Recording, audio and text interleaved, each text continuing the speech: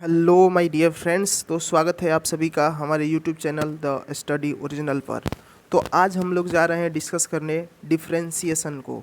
Differentiation कहिए या फिर डेरिवेटिव कहिए, दोनों बात सेम है, दोनों का नाम सेम है। किसके लिए? तो फिजिक्स के लिए, क्योंकि डिफरेंशिएशन मैथ भी होता है, फिजिक्स में भी होता है। तो हम लोग फिजिक्स वाले को यहाँ पर डिस्कस करेंगे। अब टारगेट स्टूडेंट्स कौन हो गए, इसको कौन कौन देख सकते हैं? तो IIT JEE के मेंस वाले बच्चे भी और एडवांस वाले बच्चे भी, क्योंकि एडवांस तक इस सिलेबस को तैयार किया गया है।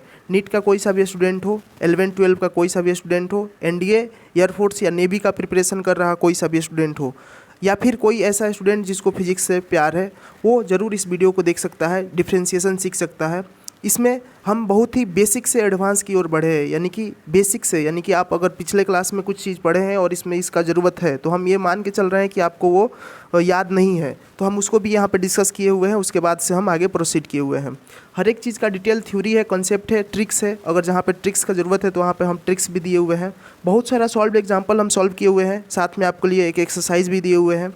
हाँ, एक चीज़ और बता देते हैं कि अगर आपको डिफ्रेंशिएशन से प्रॉब्लम था तो आप इस चीज़ को इस वीडियो के देखने के बाद से छुटकारा पा सकते हैं, यानी कि आप डिफ्रेंशिएशन के किसी भी वीडियो को आपको देखने का ज़रूरत नहीं पड़ेगा अगर आप इस वीडियो को प्रॉपरली पूरा फुल देख लेते हैं। तो हम बता देते हैं कि जो भी हम लोग डिस्कस करेंगे वहाँ पे आपको एक डिस्क्रिप्शन में लिंक दिखाई देगा, उसको आप क्लिक कीजिएगा तो आपको डायरेक्ट PDF डाउनलोड हो जाएगा। उस PDF के थ्रू आप अपना नोट्स बना सकते हैं। कोशिश कीजिएगा कि आप अपना सेल्फ नोट्स बनाइए, या फिर आप इसका जीरोक्स निकलवा के रिवीजन कर सकते हैं। ये टाइम के अनुसार या आपके इंटेलिजेंसी पे डिपेंड करता है कि आप कैसे पढ़ते हैं, लेकिन आपको हम PDF नोट्स प्रोवाइड कर देंगे। ये लिंक डिस्क्रिप्शन में होगा। हम लोग इसमें क्या क्या कवर करने वाले हैं इस चीज़ को देखते हैं। तो इसमें हम लोग सबसे पहले एलिमेंट्री आइडिया देखेंगे फंक्शन के बारे में, बेसिक डिफिनेशन जो कि डिफरेंशिएशन से रिलेटेड है उसको देखेंगे, प्रॉपर्टीज़ देखेंगे कि जितना भी डेरिवेटिव का प्रॉपर्टीज़ है उसका क्या होता है, यूज कैसे पढ़ते हैं हर एक डेरिवेटिव पे। उसके बाद से हम लोग ये देखेंगे, फार्मूला देखेंगे, और हर एक डेरिवेटिव का जो भी प्रॉपर्टी है उसको टॉपिक वाइज हम लोग बहुत सारा क्वेश्चन करेंगे। क्वेश्चन का सीरीज हम बना के इसको सॉल्व किए हुए हैं। डबल डिफरेंशिएशन, उसके बाद देखेंगे मैक्सिमम मिनिमा का कॉन्सेप्ट देखेंगे। इसमें नॉमेरिकल क्वेश्चन और ये जितने भी सारे क्वेश्चन है इस पे बन सकते हैं, उस सारे क्वेश्चन को हम लोग देखेंगे। ट्रिकी क्वेश्चंस को हम लोग एनालाइज करेंगे, सॉल्व करेंगे। और लास्ट में जाते जाते हम आपको एक एक्सरसाइज देंगे जिसका नाम टेस्ट योरसेल्फ होगा, जिसको आप सॉल्व करके अपने आप को आप एनालाइज कर सकते हैं कि आपको डिफरेंशिएशन कितना तक आ गया है, सीख चुके हैं। चलिए, तो बिना टाइम वेस्ट किए हम लोग शुरू करते हैं अपने वीडियो को। सबसे पहला हमारा है फंक्शन, टॉपिक है फंक्शन। डिफरेंशिएशन से पहले आपको फंक्शन हम इसलिए बता रहे हैं क्योंकि डिफरेंशिएशन जब भी किया जाता है तो वो कोई फंक्शन होता है, ठीक है। तो अब फंक्शन नहीं समझ में आएगा तो क्या आप डिफरेंशिएशन नहीं कर पाइएगा। तो फंक्शन क्या होता है? तो function is a rule of relationship between two variables in which one is assumed to be a dependent variable and other is independent variable. यानी कि फंक्शन जो होता है, फंक्शन एक रूल है जिसमें आपको डिपेंडेंट और इंडिपेंडेंट के बीच का रिलेशन दिखाया जाता है, समझिए।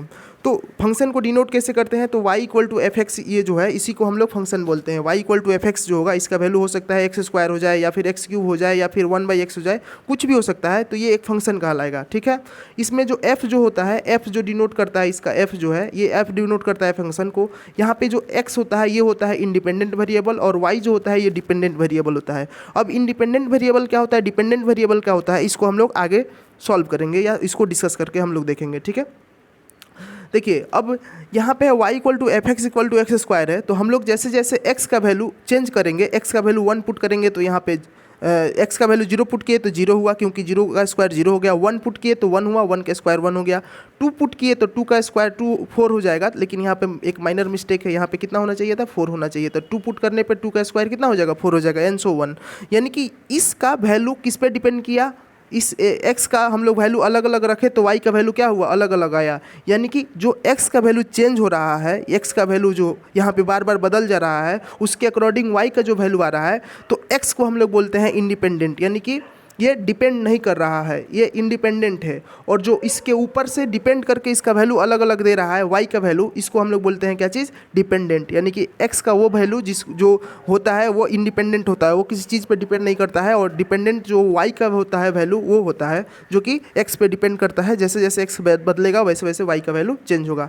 अब समझते हैं हम लोग किसी डोमेन को, रेंज को, किसी फंक्शन का डोमेन रेंज क्या होता है। तो देखिए, all possible value of a independent variable, जिसको हम लोग x भी नाम दिए हैं, are called domain of a function. यानी कि पॉसिबल वैल्यू, यहाँ पे एक वर्ड यूज ध्यान में दीजिए कि पॉसिबल वैल्यू यहाँ पे बोला गया है। तो पॉसिबल वैल्यू का मतलब क्या हुआ? तो देखिए, हम लोग मान लीजिए कि एक फंक्शन डिफाइन किए F X equal to 1/x, ठीक है, 1/x। तो यहाँ पे x का वैल्यू जीरो नहीं हो सकता है, क्योंकि जैसे ही हम लोग जीरो पुट करेंगे तो ये फंक्शन क्या हो जाएगा, अनडिफाइन हो जाएगा। और अनडिफाइन को हम लोग नहीं बोलेंगे कि ये इसका वैल्यू होगा, यानी कि वो वैल्यू जिस पे फंक्शन डिफाइन हो उसको हम लोग क्या बोलेंगे, डोमेन बोलेंगे। और डोमेन का वैल्यू हम लोग जब फंक्शन में पुट करेंगे तो जो उसका आउटपुट निकल के आएगा उसको हम लोग क्या बोलेंगे, उसको हम लोग रेंज बोलेंगे। यानी कि all possible value of dependent variable, यानी कि y का जो वैल्यू x के वैल्यू को पुट करने पे आया उसको हम लोग क्या नाम दिए, रेंज नाम दिए। यहाँ तक कोई दिक्कत नहीं होगा। कोई सा भी अगर छोटा सा भी आपको प्रॉब्लम हो तो कमेंट में ज़रूर कमेंट कीजिएगा।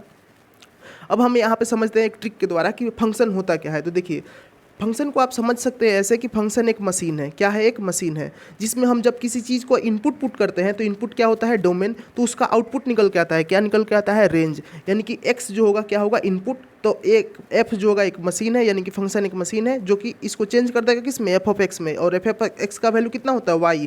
और y को क्या बोलते हैं, आउटपुट। और आउटपुट का दूसरा नाम क्या है, तो रेंज। यानी कि किसी भी इनपुट के लिए आउटपुट जो निकलता है तो इनपुट को हम लोग डोमेन और आउटपुट को हम लोग रेंज बोलते हैं। तो ये रहा हमारा फंक्शन का एक मोटा मोटी एक नज़र, जिसमें हम लोग फंक्शन को समझ गए हैं। अब फंक्शन के बारे में हम लोग जब जानकारी ले लिए हैं तो चलिए शुरू करते हैं और देखते हैं डिफ्रेंशिएशन होता क्या है। और उससे पहले हम आपको समझ एक क्वेश्चन कर देते हैं, जिससे आपको क्वेश्चन को एनालाइज करके आपको रियल में फील आ जाए कि फंक्शन को हम लोग कैसे इसको सॉल्व करते हैं, फंक्शन आखिर होता क्या है। तो मान लीजिए एफ ऑफ आर जो है एक फंक्शन दिया गया है 2 × r-1 + 3, ठीक है, जहाँ पे आर का वैल्यू कहाँ से बिलोंग कर रहा है, रियल नंबर से, ठीक है। तो इसमें आपको बोला गया है कि इनपुट वैल्यू जब आप 0 पुट कीजिएगा, 2 पुट कीजिएगा, x+2 और f(2) पुट कीजिएगा तो इसका वैल्यू क्या निकल के आएगा, आपको आउटपुट बताना है। तो देखिए, सबसे पहले फंक्शन को हम लोग देखते हैं। तो function f of r equal to 2 × r-1 + 3 है। तो f(0) का मतलब हो गया कि जहाँ जहाँ r है वहाँ पे आपको 0 पुट करना है। तो 0 कहाँ पुट करेंगे, r की जगह पे। तो यहाँ पे देखिए 2 × r-1 है तो 0 - 1 हो जाएगा, +3 सॉल्व किए तो 1 आ गया। f(2) का मतलब क्या होगा कि r की जगह पर क्या पुट करेंगे, 2, यानी कि 2 × 2 - 1 +3 इसको सॉल्व किए 5 आ गया। कोई डाउट नहीं होगा। आगे चलिए, f ऑफ x+2 है, यानी कि r के जगह पर हमको क्या पुट करना है, तो x+2, यानी कि 2 × r के जगह पर x+2 और -1 इसको सॉल्व किए तो इसका वैल्यू इतना निकल के आ गया। अब नेक्स्ट है जो कि एक इंपॉर्टेंट है और इसको समझना आपको जरूरी है कि f ऑफ 2 बताना है, ठीक है, f ऑफ f2, यानी कि x के जगह पर आपको वैल्यू किसका पुट करना है, f ऑफ 2 का, सॉरी r के जगह पर, क्योंकि r का फंक्शन है। तो r की जगह पर आपको f ऑफ 2 पुट करना है। तो f ऑफ 2 का वैल्यू पहले हम लोग निकालेंगे। तो f ऑफ 2 का वैल्यू हम लोग निकाल चुके हैं, यहाँ पे ऑलरेडी क्वेश्चन में था। तो कितना आया था, f ऑफ 2 का वैल्यू 5 आया था। यानी कि अब r की जगह पर क्या पुट करेंगे हम लोग, 5। तो देखिए हम लोग पुट करके देखते हैं। 2 × r-1 + 3 था तो 2 × 5 - 1 हो जाएगा, क्योंकि f ऑफ 2 का वैल्यू 5 आया है। और उसके बाद से इसको सॉल्व किए तो हम लोगों का 11 आंसर सिंपली आ गया। ये कोई बड़ा बात नहीं था, आसानी से आ गया। इसी टाइप के एक और क्वेश्चन करते हैं ताकि हम लोगों को कंसेप्ट में पूरा क्लियरिटी आ जाए। एक फंक्शन जो है दिया हुआ है f(x) इक्वल टू x³ + 3 और आपको f of 0 1 x², f of x+1 और f ऑफ f1 पूछा गया है, ठीक है। तो देखिए f ऑफ x दिया हुआ है, इसको एनालाइज कर लिया। और f ऑफ 0 का मतलब हो गया कि x के जहाँ जहाँ वैल्यू है वहाँ पे आपको 0 पुट करना है। f ऑफ 0 का मतलब यही हुआ। तो 0 पुट किए तो उसका वैल्यू 3 आ गया। 1 पुट किए x के जगह पे तो उसका वैल्यू 4 आ गया। x² पुट किए तो x के जगह पर क्या पुट करना है, x²। तो x कितना था, x³ + 3 था, यानी कि x² का पावर 3 या +3 इसका वैल्यू आ गया 6 + 3। कोई दिक्कत नहीं होगा। f ऑफ x+1 है तो x की जगह पर क्या पुट करना है, x+1। तो यहाँ पे पुट किए, ये इसको एक्सपेंड किए, a + b का होल क्यों क्या होता है, a³ + b³ + 3a² b + 3ab², उसको एक्सपेंड कर दिए, सॉल्व किए तो हमारा सिंपली आंसर इतना करेक्ट आ गया, ठीक है।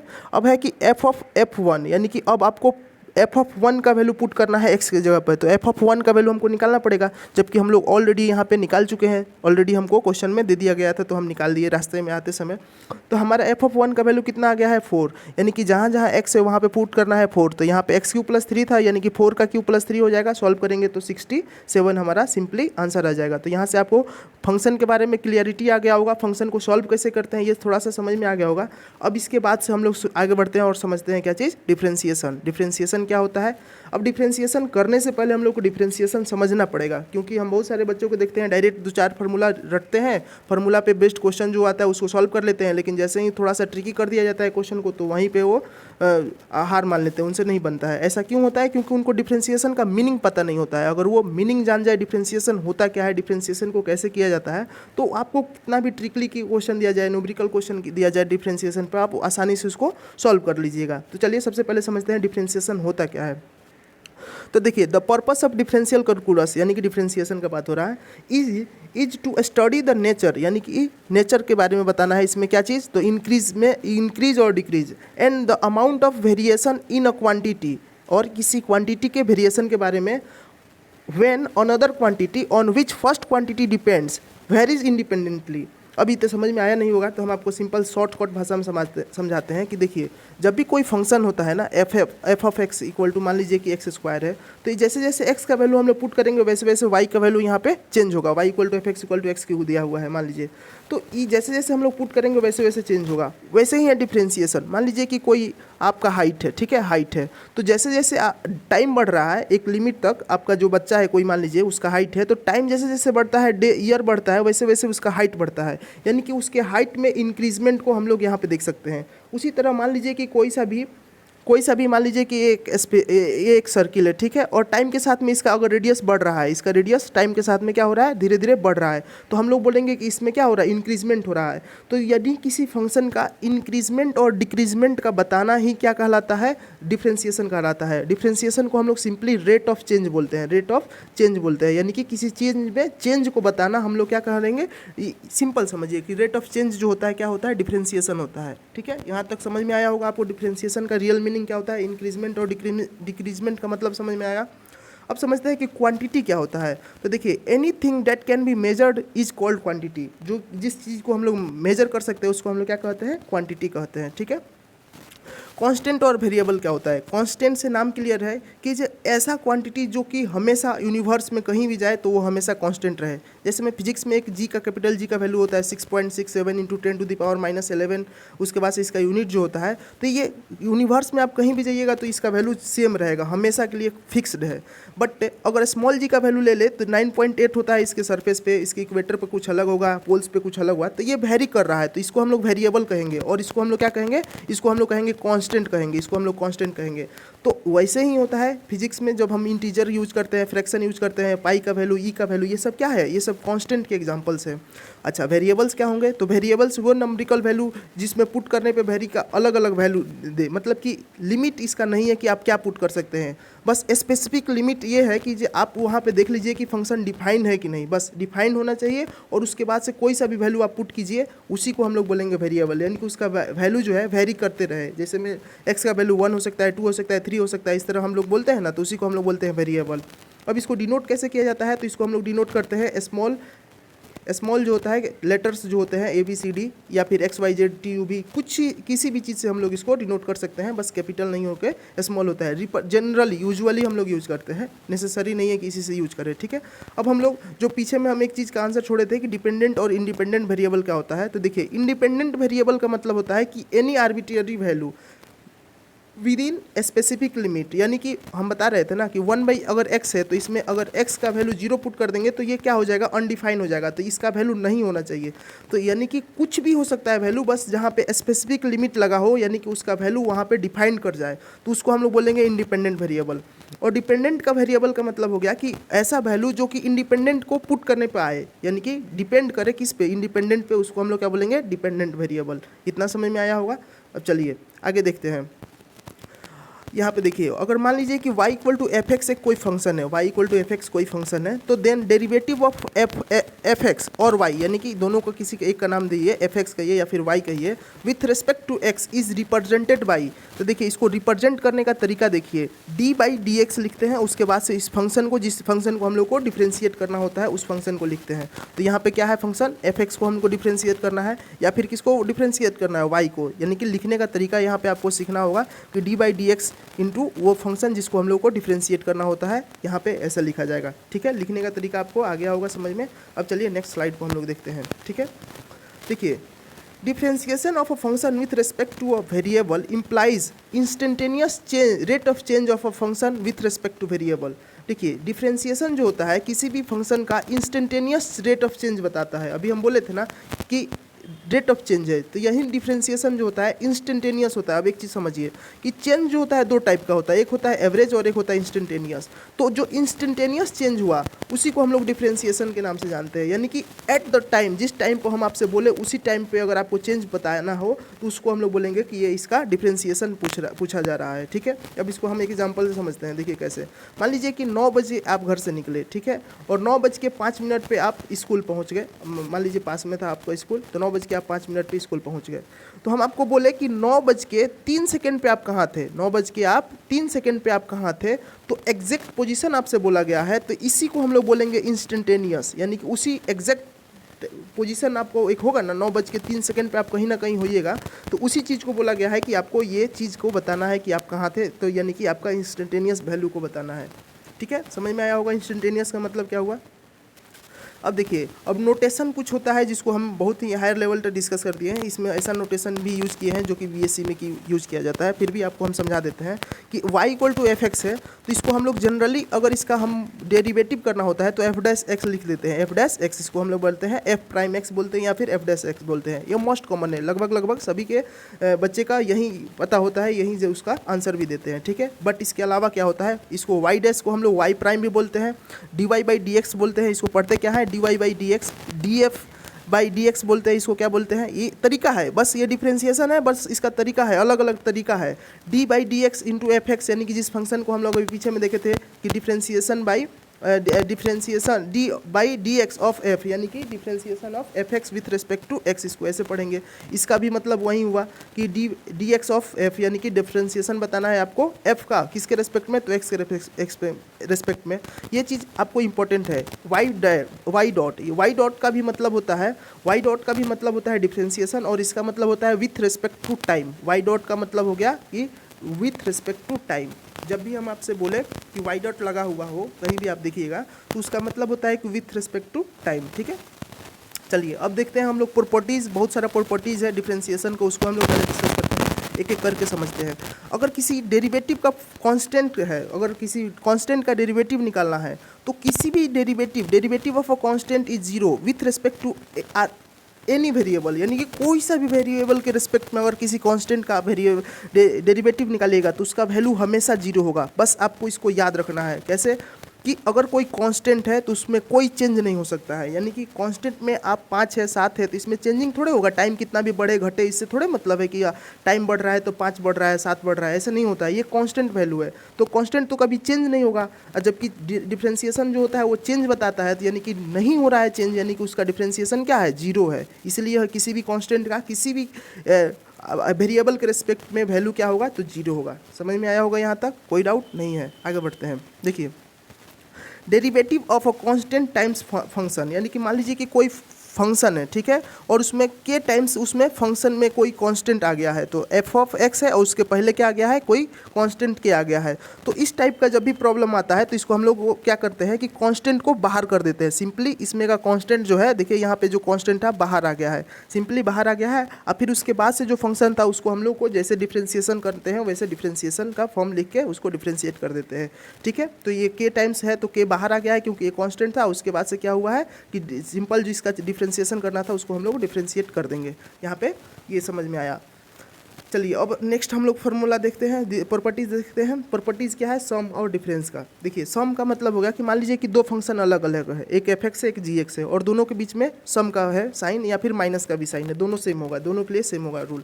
तो देखिए जब दोनों का एक साथ रहे, जब सम में रहे या फिर डिफरेंस के फॉर्म में रहे और डिफ्रेंसिएशन करना हो दोनों पॉइंट का, दोनों क्वांटिटी का, तो आप सिंपली पहले इसका डिफ्रेंसिएशन कर दीजिए फिर इसके बाद से इसका डिफ्रेंसिएशन कर दीजिए, यानी कि दोनों को आप अलग अलग डिस्टिंग करके आप डिफ्रेंसिएशन कर दीजिएगा तो उसका वैल्यू इसके डिफ्रेंसिएशन के इक्वल आ जाएगा। समझ में आया। प्लस में जब दो फंक्शन रहे तो दोनों को अलग अलग एक्स के रिस्पेक्ट में आप डिफ्रेंसिएशन कीजिए, वो सेम वैल्यू देगा जो कि दोनों को एक साथ डिफ्रेंसिएशन करेंगे वो वैल्यू देगा। ठीक है, अब देखिए लीनियरली प्रॉपर्टी ऑफ डिफरेंशिएशन क्या होता है कि इसमें दोनों का यूज कर लेते हैं कि इसमें सम और डिफरेंस भी है और इसमें के टाइम्स में या फिर इसका कांस्टेंट टाइम्स फंक्शन है। तो देखिए इसमें अगर मान लीजिए कि ए एफ ऑफ एक्स है plus b of g f x है, तो उसके बाद से हम लोग क्या करेंगे कि दोनों को एक्सप्लिट कर देंगे, दोनों को अलग अलग कर देंगे। अलग अलग कर दिया गया है ना, डिफरेंशिएशन इस सब का एक साथ करना था, लेकिन हम लोग क्या किए कि सिंपली इसको एक साथ एक बार कर दिए। ए कांस्टेंट है तो बाहर आ गया, यहाँ पे बी कांस्टेंट है तो बाहर आ गया, उसके बाद से प्लस माइनस का साइन था तो प्लस माइनस हम लोग लगाए और इसको सिंपली कर दिए, तो ये हो गया। अब इसके बेस्ड पे हम लोग क्वेश्चन बहुत सारा करने वाले हैं, आप केवल इसको सीखिए और इसको समझिए, याद रखिए। इसके बेस पे हम लोग क्वेश्चन बहुत सारा करेंगे, तो वहाँ पे क्लियर हो जाएगा पूरा का पूरा कॉन्सेप्ट। बहुत सारा क्वेश्चन करेंगे, बस थोड़ा सा वेट कीजिए। प्रोडक्ट रूल क्या होता है इसको समझते हैं। देखिए प्रोडक्ट रूल का मतलब, प्रोडक्ट का मतलब हो गया कि अगर दो फंक्शन एफ एक्स और जी एक्स है, दोनों प्रोडक्ट के फॉर्म में है, यानी कि यहाँ पे देखिए एफ एक्स भी फॉर्म, एफ एक्स इंटू जी एक्स, दोनों में क्या लगा हुआ है, क्रॉस का साइन लगा हुआ है। तो इस टाइप का जब फंक्शन आता है तो उसको हम लोग कैसे डिफ्रेंशिएट करते हैं कि पहले क्या करते हैं, जिस फंक्शन का पहले रहता है उसको हम लोग वैसे का वैसे लिख देते हैं, दूसरे वाले फंक्शन को डिफ्रेंशिएट कर देते हैं। देखिए किया गया है, दूसरे वाले फंक्शन को डिफ्रेंशिएशन, पहले वाला फंक्शन वैसे का वैसा है, फिर प्लस साइन देते हैं बीच में, और दूसरे वाले फंक्शन को क्या करते हैं, अब ज्यों का त्यों लिख देते हैं। देखिए ज्यों का त्यों है, जी का जी है, और पहले वाले फंक्शन का फिर क्या कर देते हैं, डिफ्रेंशिएशन कर देते हैं। सिंपल समझिए कि अगर एफ एक्स इंटू जी एक्स के टर्म का जब कोई क्वांटिटी रहे तो क्या करेंगे हम लोग, सिंपली कि एक कर देंगे, पहले वाले को छोड़ देंगे, दूसरे का डिफ्रेंशिएशन, फिर प्लस साइन देंगे, दूसरे वाले को छोड़ देंगे, पहले वाले का डिफ्रेंशिएशन। आया समझ में। इसी तरह हम लोग सिंपली आगे बढ़ते हैं, क्वोशेंट रूल को देखते हैं। क्वोशेंट रूल होता है यानी कि डिवाइड के फॉर्म में रहता है। तो डिवाइड के जब फॉर्म में रहता है तो ऊपर वाला था क्या, प्रोडक्ट के फॉर्म में था, इसी से मिलता जुलता है। देखिए कैसे इसमें था, इसमें है क्या कि जब पहले वाले फंक्शन को हम लोग क्या करेंगे, डिफ्रेंशिएट करेंगे, और दूसरे वाले फंक्शन से हम लोग क्या करेंगे, मल्टीप्लाई करेंगे। बहुत ज़्यादा ज़रूरी है कि यहाँ पे आपको इस चीज़ का ध्यान में रखना कि जब पहले वाले फंक्शन का ही डिफ्रेंशिएशन किया जाता है, न कि दूसरे वाले फंक्शन का। इसमें हम दूसरे वाले फंक्शन का पहले कर दिए हैं, इसमें पहले वाले को बाद में किए हैं, ये चलेगा क्योंकि बीच में क्या है, साइन प्लस का साइन है। लेकिन इसमें नहीं चलने वाला है क्योंकि बीच में क्या है, माइनस का साइन है। अगर आप इस चीज़ को भूल जाते हैं कि पहले फंक्शन का डिफ्रेंशिएशन करना है, और गलती से आप दूसरे फंक्शन का पहले डिफ्रेंशिएशन कर देते हैं और माइनस साइन आप अकॉर्डिंग टू फार्मूला पुट कर देते हैं, तो आपका रॉन्ग हो जाएगा। तो इसलिए आपको ध्यान में रखना होगा कि पहले फंक्शन का डिफ्रेंशिएशन करके दूसरे फंक्शन से मल्टीप्लाई करेंगे, फिर बीच में माइनस का साइन देंगे, और दूसरे फंक्शन को हम लोग डिफ्रेंशिएट करके पहले फंक्शन से उसको क्या करेंगे, मल्टीप्लाई, और फिर डिवाइडेड बाई किसका, तो नीचे वाला जो फंक्शन था हमारा उसका होल स्क्वायर कर देंगे। ठीक है, उसका क्या कर देंगे हम लोग, सिंपली होल स्क्वायर कर देंगे। समझ में आया होगा, क्वोशेंट रूल है। देखिए अब इसको हम आपको फिर से बोल देते हैं कि we will solve a lot of problems based on this properties, but before proceeding to the question let's remember some derivative of the some important formulas function.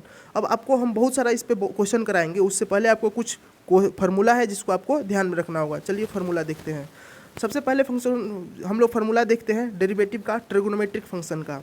यानी कि अगर किसी चीज़ का अगर कोई ट्रिगोनोमेट्रिक फंक्शन है तो उसका डिफ्रेंशिएशन कैसे होगा, इस चीज़ को हम लोग सीखते हैं। देखिए मान लीजिए कि साइन एक्स है, ठीक है, साइन एक्स का क्या करना है, डिफ्रेंशिएशन करना है। डी बाई डी एक्स का मतलब होता है डिफ्रेंशिएशन ऑफ साइन एक्स, ऐसे पढ़ेंगे हम लोग, डिफ्रेंशिएशन ऑफ साइन एक्स। तो साइन एक्स का डिफ्रेंशिएशन क्या होता है, कॉस एक्स होता है। बस आपको याद रखना होगा, ये फार्मूला है, आपको याद रखना होगा। कॉस एक्स का डिफ्रेंशिएशन क्या होता है, तो कॉस एक्स का डिफ्रेंशिएशन होता है माइनस साइन एक्स। अब ये याद रखिएगा कि साइन एक्स में माइनस नहीं था लेकिन कॉस एक्स में माइनस था। ये फार्मूला है तो आपको याद रखना पड़ेगा, साइन एक्स का कॉस एक्स और कॉस एक्स का minus sine x. Tan x का क्या होगा, तो sec square x. Cot x का क्या होगा, minus cosec square x. Sec x का क्या होगा, तो सेक एक्स का होगा tan x into sec x, और कॉसेक एक्स का क्या होगा, तो minus cot x into cosec x. अब यहाँ पे हम आपको एक ट्रिक छोटा सा बता देते हैं कि जहाँ पे भी अगर आपको कॉस दिखाई दे, को तो उसमें माइनस साइन आता है। जैसे में कॉट दिखाई दिया और कॉसेक दिखाई दिया तो दोनों में माइनस साइन आ गया, देख रहे हैं आप। ये छोटा सा ट्रिक, आपको छोटा छोटा बात अगर आप ध्यान में रखते हैं तो आपको फार्मूला ज़्यादा बर्डन नहीं लगेगा। नहीं तो आप पूरा चीज़ अगर थ्रू आउट रिवीजन याद कीजिएगा तो आपको बहुत सारा उसको बर्डन होगा और हो सकता है कि कुछ चीज़ आप भूल जाइएगा। तो इसलिए आप यहाँ पे देखिए को है और इसमें भी को है, तो जब भी आपको को दिखाई दे और डिफ्रेंशिएशन हो तो आप एक चीज़ आश्वस्त हो जाइए कि उसमें माइनस साइन आने वाला है। उसके बाद से कॉट एक्स का आपको याद कर लीजिए और कॉसेक स्क्वायर का जो फार्मूला है वो आपको याद करना होगा। ठीक है, बस। अब देखिए हम लोग कुछ ये देखते हैं, जनरल देखते हैं कि अगर मान लीजिए कोई function x to the power n के फॉर्म में रहे तो उसका डिफरेंशिएशन क्या होता है कि सिंपली जो n जो पावर में रहता है वो पावर आ जाता है नीचे, और उस पावर में से एक को हम लोग हटा देते हैं, x का पावर n-1 हो जाता है। यानी कि x to the power n का डिफरेंशिएशन क्या होगा, n into x to the power n-1। अच्छा, डिफरेंशिएशन ऑफ कोई कांस्टेंट फंक्शन है, के टाइम्स फंक्शन है, यानी कि कोई यहाँ पे क्या है के टाइम्स फंक्शन है, तो क्या होगा, बाहर आ जाएगा और उस फंक्शन का हम लोग डिफरेंशिएशन कर देंगे सिंपली। हम लोग अभी इस चीज़ को हम लोग पीछे भी डिस्कस किए हुए थे। अगर कोई कांस्टेंट है किसी भी चीज़ के रिस्पेक्ट में तो उसका हमेशा जीरो होगा। क्यों होगा? क्योंकि कांस्टेंट में कभी भी चेंज नहीं होता है, और जब भी चेंज नहीं होगा कांस्टेंट में तो उसका मतलब ये हुआ कि उस फंक्शन में हम लोग डिक्रीजमेंट और इंक्रीजमेंट नहीं ला सकते हैं, यानी कि उस फंक्शन का डिफरेंशिएशन नहीं होगा, यानी कि डिफरेंशिएशन कितना हो जाएगा, तो सिंपली उसका डिफरेंशिएशन जीरो हो जाएगा। ठीक है, अब लॉगराथमिक फंक्शन का हम लोग देख लेते हैं डिफरेंशिएशन क्या होता है। लॉग एक्स है और इसका बेस ए रहे तो इसका होता है 1/x log a बेस ई हो जाता है। बस ये होता है, आपको फार्मूला याद रखना होगा। लेकिन log e to the base x रहे तो उसमें 1/x log e हो जाता है 1, इसका वैल्यू होता है 1, आपको याद रखना होगा। ज़रूरत नहीं है, अगर आपको याद नहीं है तो बस आप सिंपली याद रखिए कि अगर बेस e रहता है तो उसका वैल्यू कितना हो जाता है, 1/x हो जाता है log में, और e नहीं है तो उसका वैल्यू इतना होता है। ठीक है, एक्सपोनेंशियल फंक्शन को हम लोग देखते हैं। मान लीजिए कि e to the power x है, इसको हम लोग बोलते हैं एक्सपोनेंशियल फंक्शन, और इसका डेरिवेटिव निकालना है x के रिस्पेक्ट में, तो इसमें नो चेंज होता है, यानी कि e to the power x का e to the power x ही रहता है। ये हमेशा ये e to the power x का differentiation e to the power x ही होता है। बस इतना ही समझ में आपको आया। ये हुआ हमारा एक्सपोनेंशियल फंक्शन का। अब हम लोग देखते हैं कुछ इस पे क्वेश्चन का सीरीज। अब हम बोले थे ना आपको वेट करना है, अब सीधे आप यहाँ पे हम ला दिए क्वेश्चंस पे। अब यहाँ पे आपको क्वेश्चंस जो हम कराए हैं वो है बेसिक टू एडवांस, यानी कि पहले सिंपली छोटा छोटा क्वेश्चन से सॉल्व किए हैं और धीरे धीरे इसको हम एडवांस की तरफ लेके गए हैं। चलिए, तो पहला क्वेश्चन है y = x to the power 5। चलिए शुरू करते हैं। तो देखिए ये जो है x टू द पावर 5 है, हम लोगों को किस टाइप का दिख रहा है, x to the power n का। और अभी हम लोग फार्मूला क्या देखे थे, फार्मूला में हमारा था कि इसका वैल्यू होता है n × x to the power n-1, यही ना होता है। तो ये देखिए, तो ये रहा हमारा x टू द पावर 5 का क्या हो जाएगा, simply x to the power 5 को हम लोग क्या लिख देंगे, ये रहा हमारा फार्मूला जो अभी हम वहाँ से लिखे। और x टू द पावर 5 को हम लोग 5 नीचे सिंपली, और x जो 5 था इसका पावर में, उसमें से हम लोग क्या करेंगे, एक को माइनस कर देंगे, तो 5x टू द पावर 4 हो जाएगा। ठीक है, 5x टू द पावर 4, बहुत आसान था। ठीक है, एकदम फार्मूला याद है आपको, ढाई ढाई बनेगा एकदम। अब y = 1/x to the power 10 है। ठीक है, इसको हम लोग कैसे सॉल्व करेंगे, तो देखिए चूंकि y = x to the power 10 है, वो भी डिवाइड में है, तो इसको हम लोग अपवर्ड लेके जाएंगे तो क्या हो जाएगा, x टू द पावर -10 हो जाएगा। और जैसे ही x टू द पावर -10 हुआ तो ये हो गया हम लोग के लिए आसान, क्योंकि x to the power n के फॉर्म में आ गया। तो -10 है पावर में, तो पावर नीचे ना आता है, तो नीचे जब पावर आएगा तो -10 का -10 आएगा, और -10 - 1 होगा। यहाँ पे याद रखिएगा, -10 - 1 होगा, ना कि -10 + 1 होगा, क्योंकि फार्मूला में है n-1, यानी कि n के पावर कितना था, -10, और इसमें से -1 कर देंगे तो कितना हो जाएगा, -11, और -10 तो हम लोगों का है n का वैल्यू, तो ये हो जाएगा -10/11 इसका आंसर। कोई डाउट नहीं होना चाहिए यहाँ तक आपको। ठीक है, ये तक क्लियर हुआ। अब आगे बढ़ते हैं हम लोग। अब है y = 1/√x। ठीक है, y = 1/√x। तो देखिए अब यहाँ पे हमसे पूछा गया है कि y डैश क्या होगा, यानी कि y का वैल्यू x के रिस्पेक्ट में उसका डिफरेंशिएशन क्या होगा। तो हम लोग 1/√x को हम लोग क्या लिख सकते हैं, इसको हम लोग क्या लिख सकते हैं, √x का वैल्यू कितना होता है, 1/2, यानी कि √x का वैल्यू कितना होता है, x का पावर 1/2 और 1/2, लेकिन ये है डिवाइड में, तो ये चला जाएगा ऊपर, तो हो जाएगा -1/2। और इसको हम लोग सॉल्व करेंगे तो क्या हो जाएगा, जो पावर में रहता है वो नीचे, यानी कि 1/2 बाहर आ गया, और -1/2, अब -1 फार्मूला से आ गया। उसके बाद से हम लोग सॉल्व किए तो इसका हो गया 1/2 x टू द पावर -3/2, क्योंकि -1/2 -1 हो जाए कितना, -3/2, और इसको हम लोग सॉल्व किए तो इसका वैल्यू आ गया -1 / 2 x टू द पावर 3/2। यहाँ तक कोई डाउट नहीं होगा। अब चलिए एक और आसान क्वेश्चन देखते हैं। y = दिया है 3x² + 2x, और इसका डिफरेंशिएशन बोला गया है x के रिस्पेक्ट में। तो यहाँ पे देखिए ये बीच में प्लस का साइन है, तो हम क्या बोले थे, जब प्लस का साइन रहता है तो इसको हम लोग क्या करते हैं, एक्सप्लिट कर देते हैं। तो हम बहुत आसानी से इसको कैसे करेंगे, एक्सप्लिट कर देंगे। ये फंक्शन को हम लोग एक्सप्लिट कर दिए तो यहाँ आ गया, और इस फंक्शन को एक्सप्लिट कर दिए तो ये आ गया। अब तो आता है हमको 3 कॉन्स्टेंट है तो 3 को बाहर कर दिए, और x² का तो है तो क्या हो जाएगा, x² है तो 2 नीचे आ जाएगा, और x के पावर 2 - 1 हो जाएगा। इसी तरह यहाँ पे 2x है तो 2 क्या है, कॉन्स्टेंट है, तो ये बाहर आ गया, और dx/dx हो जाएगा। तो x के रिस्पेक्ट में जब हम लोग करेंगे डिफरेंशिएशन x का, तो उसका वैल्यू कितना हो जाएगा, x का पावर n - x - 1 1 - 1 x का पावर 0 x का पावर 0 = 1, यानी कि इसका वैल्यू डायरेक्ट 2 हो जाएगा। इसको हम लोग सॉल्व किए तो 6x + 2 हो गया। आसान है, एकदम समझ में आ रहा होगा आपको एक एक चीज़। अब सोच रहे होंगे कि इतना आसानी से हम हर एक क्वेश्चन को इतना लॉन्ग वे में काहे सॉल्व कर रहे हैं, तो आप यकीन मानिए आगे चलिए हम आपको एक लाइन में इतना बड़ा बड़ा क्वेश्चन को हम डायरेक्ट सॉल्व करके दिखाएंगे कि कैसे हम लोग करते हैं, आखिर हम लोग उसको माइंड में कैसे सोच सकते हैं। ठीक है, पहले हम यहाँ पे बेसिक है इसलिए हम आपको एक्सप्लेन कर करके एक एक पॉइंट को हम एक्सप्लेन करके आपको समझा रहे हैं, ठीक है। 4x⁴ plus 3x plus 5/x plus 9 है, इसको हम लोगों को डिफ्रेंशिएट करना है। तो देखिए 4x⁴ में x4 जो 4 है ये कांस्टेंट है तो बाहर आ गया, और x⁴ जो 4 है इसको हम लोग डिफ्रेंशिएशन करेंगे तो 4 आ जाएगा नीचे और x का पावर 4 - 1 हो जाएगा, क्योंकि हम लोगों को फार्मूला से पता है। उसी तरह 2x⁴ है तो 2 कांस्टेंट है तो कांस्टेंट आ गया बाहर, उसके बाद से 3 है तो 3 आ गया, उसके ऊपर से आ गया जो n का वैल्यू है नीचे आ गया, और उसके बाद से 3 में से 1 कैंसिल हो जाएगा, घट जाएगा, ठीक है। तो ये हो गया हमारा। और इसी तरह हम लोग 5 का पावर क्या लिखेंगे, -5 हो जाएगा। क्यों? क्योंकि -1 है यहाँ पे, -1 x का 5/x है, तो इसको हम लोग क्या लिखेंगे, 5 का पावर 5x का पावर -1, तो 5 तो 5 रहेगा, लेकिन -1 अगर नीचे आएगा तो उसको हम 5 से मल्टीप्लाई करेंगे तो क्या हो जाएगा, माइनस साइन दे देगा, इसलिए -5 लिखा गया है। और उसके बाद से -1 हो जाएगा, और यहाँ पे 9 है तो 9 का हम लोग क्या करेंगे, डेरिवेटिव जब देखेंगे तो उसका वैल्यू 0 हो जाएगा, ठीक है। अब देखिए इसको हम लोग जब सॉल्व करेंगे तो 4 4 जा कितना हो जाएगा, 16 प्लस 6x x² माइनस 5/- 1 कितना हो जाएगा, -2, यानी कि हो जाएगा -2, जब नीचे जाएगा तो 5/x² हो जाएगा अब प्लस 0। इसको जब हम सॉल्व किए तो सिंपली इसका वैल्यू इतना आ जाएगा, ठीक है। यहाँ पे आप देखें, इसको हम लोग सॉल्व किए।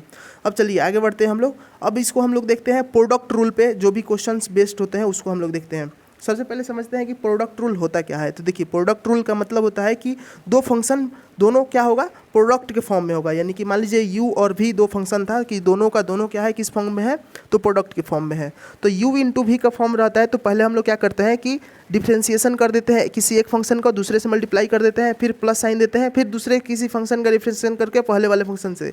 चूँकि प्रोडक्ट रूल जो होता है प्लस में होता है, तो आप पहले किसको डिफ्रेंसिएशन किए, किससे मल्टीप्लाई किए, इससे कोई फर्क नहीं पड़ता है। बट ये क्वोशंट रूल में आपको ध्यान में रखना होता है कि पहले हम लोगों को पहले फंक्शन का डिफ्रेंसिएशन करना होता है, ठीक है।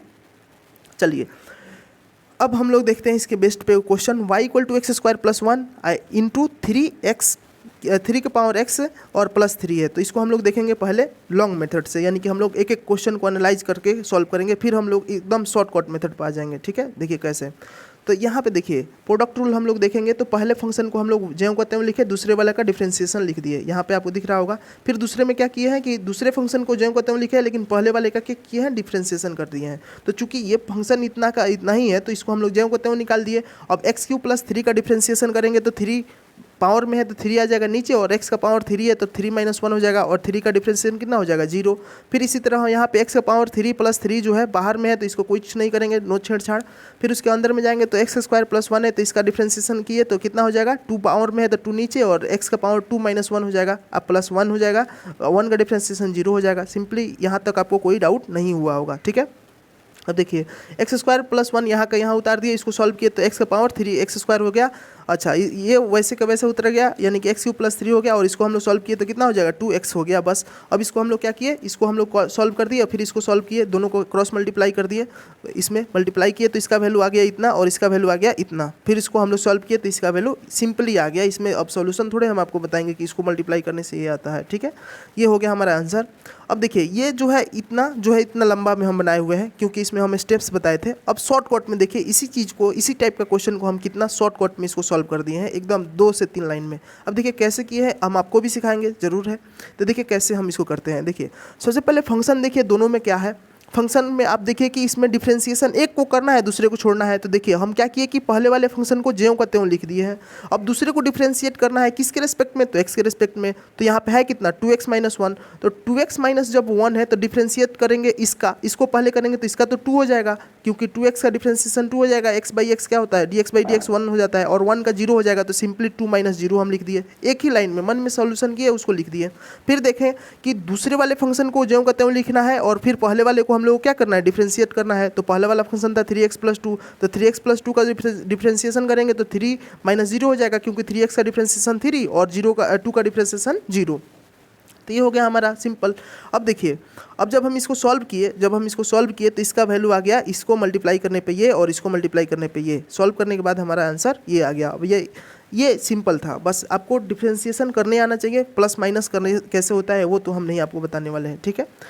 एक और क्वेश्चन हम लोग देखते हैं इसके बेस पे। 2x³ + 3 है और इंटू में कितना है, 2x to the power -3 या +1 है, और इसमें डिफ्रेंशिएशन बताना है आपको x के रिस्पेक्ट में। सिंपल आपको इसको करना है। तो देखिए अब हम क्या किए कि dy by d x direct निकाले, तो पहले वाले फंक्शन को ज्यों का त्यों लिख दिए, ठीक है। यहाँ पे देखिए आप दूसरे वाले फंक्शन को डिफ्रेंशिएट करना है, तो 2 into x to the power -3 है, तो 2 तो कांस्टेंट है, तो ये तो बाहर का बाहर रहा। यहाँ पे देखिए टिक किए हम अभी, -3 पावर में है तो ये नीचे आ गया, यहाँ पे आ गया देखिए, और -3 -1 हो जाएगा क्योंकि फार्मूला में ये होता है, देखिए यहाँ पे आ गया, और फिर 1 का डिफ्रेंसिएशन किए तो 0 हो गया। समझ में आया? कोई दिक्कत नहीं हुआ होगा आपको ये समझने में, ठीक है। उसी तरह हम दूसरे वाले फंक्शन को ज्यों का त्यों लिखे और पहले वाले फंक्शन को डिफ्रेंशिएट करेंगे, तो आप पहले सोचिए मन में कि क्या होना चाहिए, तो 2x³ है, ठीक है, तो 2 इंटू 3 आप प्लस x² हो जाएगा, यानी कि 6x² हो जाएगा। सिंपल देखिए, और आपको एकदम स्ट्राइक करना चाहिए माइंड में कि इसका क्या हो जाएगा, तो 6x² हो जाएगा, ठीक है, 6x² हो जाएगा। अब इस चीज़ को हम लोग सॉल्व किए और इस चीज़ को सॉल्व किए, तो देखें कि इसमें जो भी कटने वाला था उसको काटे, नहीं कटने वाला था छोड़ दिए। उसको सॉल्व करने के बाद से हमारा आंसर सिंपली इतना निकल के आ गया। समझ में आया होगा आपको? डिफरेंट प्रोडक्ट रूल पूरा समझ में आया होगा। उसके बेस्ट पर हम लोग इतना अच्छा क्वेश्चन किए हैं। आप अगर इस क्वेश्चन को आप एक बार दो बार अपना से ट्राई कीजिए, सॉल्व कीजिए, फिर भी अगर आपको समझने में कुछ प्रॉब्लम हो तो उसको ज़रूर कमेंट कीजिए, हम वहाँ पे ज़रूर आपको सॉल्व करने का कोशिश करेंगे। नहीं सॉल्व होगा तो हम उसके लिए दूसरा कोई उपाय सोचेंगे, ठीक है, लेकिन कमेंट जरूर कीजिएगा अगर आपको कोई डाउट हो तो। आगे चलते हैं, हम लोग क्वेश्चन देखते हैं। क्वेश्चन रूल पे बेस्ड जो है उसको हम लोग कैसे सॉल्व करेंगे। तो सबसे पहले हम लोग समझते हैं क्वेश्चन रूल होता क्या है, उसके बाद से हम लोग आगे बढ़ेंगे, ठीक है। तो देखिए क्वेश्चन रूल होता है कि इसमें डिवाइड के फॉर्म में रहता है, कोई सा भी फंक्शन जो है u बाई वी के फॉर्म में रहता है, और u बाई वी के फॉर्म में जो रहता है तो इसको हम लोग कैसे करते हैं, हम लोग अभी पीछे देख के आए थे कि इसमें आपको ध्यान रखना होता है कि पहले वाले फंक्शन को पहले लिखा जाता है, और पहले वाले फंक्शन को पहले डिफ्रेंशिएट किया जाता है। तो ऊपर वाला फंक्शन जो है u है, तो इसको पहले डिफ्रेंशिएट करेंगे और नीचे वाले फंक्शन से मल्टीप्लाई करेंगे, फिर माइनस साइन देंगे, और दूसरे नीचे वाले फंक्शन को हम लोग डिफ्रेंशिएट करेंगे और ऊपर वाले फंक्शन से क्या करेंगे, मल्टीप्लाई करेंगे। कोई दिक्कत? यहाँ पे u into d u by d x minus u into d v by d x divided by नीचे वाला जो फंक्शन है उसको हम लोग क्या किए, स्क्वायर कर दिए। यहाँ पे इसको डिफ्रेंशिएट नहीं किया गया है, आप इस चीज़ को ध्यान रखिएगा, बस उस फंक्शन का होल स्क्वायर डायरेक्ट कर दिया गया है। इसके बेस्ट पे हम लोग एक क्वेश्चन बनाते हैं जो कि एकदम लॉन्ग कट होगा, फिर उसके बाद से हम लोग आएंगे शॉर्ट मेथड पे, ठीक है। चलिए तो हम लोग लॉन्ग मेथड का एक क्वेश्चन देखते हैं। ये रहा हमारा, y का वैल्यू दिया है t² - 1 डिवाइडेड बाई t+1, कितना दिया है, t² + 1, सॉरी, तो t² - 1 और t² + 1 है, इसको हम लोग सॉल्व करेंगे। तो सबसे पहले हम क्या करेंगे कि पहले वाले फंक्शन को डिफ्रेंशिएट करना है, तो पहले वाले फंक्शन का t² - 1 है, तो इसको डिफ्रेंशिएट यहाँ पे किया, और नीचे वाले फंक्शन से मल्टीप्लाई करना है, तो ये वाला फंक्शन यहाँ पे आ गया, देखिए सिंपल, समझ में आया। फिर उसी तरह हम लोग को दूसरे वाले फंक्शन को डिफ्रेंशिएट करना है, नीचे वाले फंक्शन को, तो ये देखिए यहाँ पे डिफ्रेंशिएशन दिख रहा है, और ऊपर वाले फंक्शन को ज्यों का त्यों लिखना है, तो यहाँ पे आपको दिख रहा है। बस अब आपको इतना जब आ गया तो आपको नीचे में तो लिखने आ ही जाएगा। नीचे में हमको क्या करना है, तो सिंपल जो नीचे वाला फंक्शन है इसको स्क्वायर कर देना है, तो t² + 1 है तो इसका होल स्क्वायर कर दिए। समझ में आया? कुछ डाउट है इसमें? डाउट होगा जरूर कमेंट कीजिएगा, बार बार हम आपको फोर्स कर रहे हैं, डाउट कभी भी अपने आप रखना नहीं चाहिए कि हाँ कैसे हो रहा है, आप जरूर डाउट को कमेंट कीजिएगा, ठीक है। चलिए तो आगे बढ़ते हैं हम लोग। तो ये रहा हमारा अब आगे का सॉल्यूशन। तो t² + 1 है, ज्यों का त्यों वैसे हम लोगों का फार्मूला से आ गया है कि जैसे हम लोगों को लिखना है। उसके बाद से इसको डिफ्रेंशिएट करेंगे, तो t² - 1 का डिफ्रेंशिएशन कितना हो जाएगा, 2t, और -1 का डिफ्रेंशिएशन हो जाएगा 0। इसी तरह ये ज्यों का त्यों रहा, और इसका डिफ्रेंशिएशन 2t +0 हो जाएगा, क्योंकि 1 का यहाँ पे भी वैसे हो गया।